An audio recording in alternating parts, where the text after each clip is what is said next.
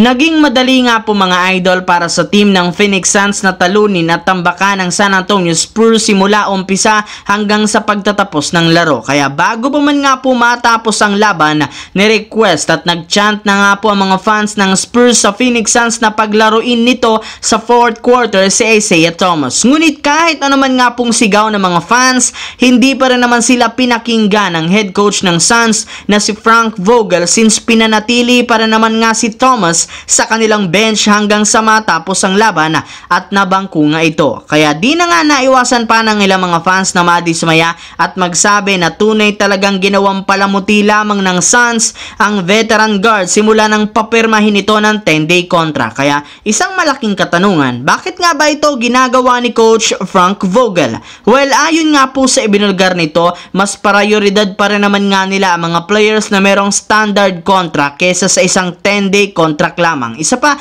gagamitin lamang nga po nila sa Isaiah Thomas kung sakasakali mang merong magtamo ng injury sa kanilang mga guard na sina Bradley Beal at Devin Booker. Samantala, mismong Lakers analyst na nga po na si Jovan Buhan ng The Athletic ang nagsabi dahil nga sumailalim sa operasyon ng kanilang dalawang players na sina Christian Wood at Jalen Hood-Schifino, tuluyan na nga silang magiging out for the regular season. Ibig sabihin na hindi na sila makakapaglaro pa sa mga susunod na laban. Kaya may ilang mga fans ang nagsabi na since hindi na nga nila ito magagamit, pwede nga daw nila itong palitan ng bagong player bago sumapit ang playoffs. Pero paalala ko lamang mga idol, hindi rin naman nga magiging madali para sa Lakers ang pagkuha nila ng replacement para sa kanilang mga players na merong injury, gayong kapag ginawa nila ito, tuluyan na nga nilang iba-buy out ang buong kontrata ni na Christian Wood at Jalen Hood-Schifino kung saan magkakaroon ito ng negatibong epekto sa kanilang cap space. Sa katunayan, ang kontrata nga po na kanilang iba-buy out sa dalawang ito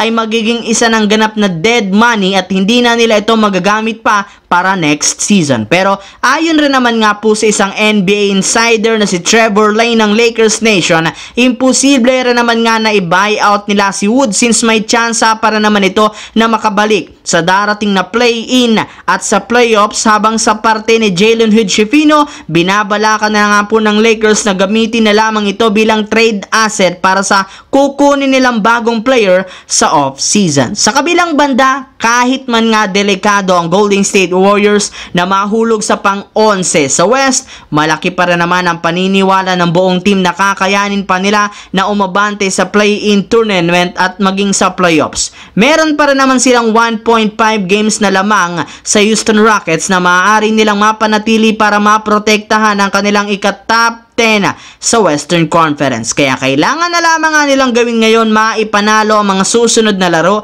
upang masigurado ang pwesto sa play-in tournament. Ngunit dahil nga hindi biro ang mga teams na kanilang sunod na makakatapat, malaki ang tsansa na magsunod-sunod ang kanilang talo, lalo na kapag nag-struggle muli si Stephen Curry. At ayon nga sa ibinulgar ng isang Warrior insider, kung sakasakali man nga po na hindi talaga makapasok sa play-in tournament at playoffs ang team na ito, malaki ang posibilidad na ikonsidera ng front office ang pagbubuwag ng kanilang lineup.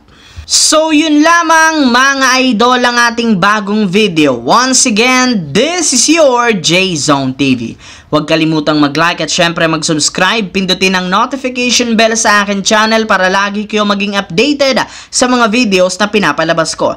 Isang malaking shoutout sa lahat mga idol. Maraming salamat po.